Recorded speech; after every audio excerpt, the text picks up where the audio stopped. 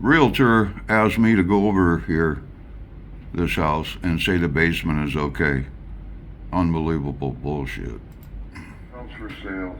Same house for sale again from whatever, 4 or 5 years ago, something like that. Interior system put in previously. See?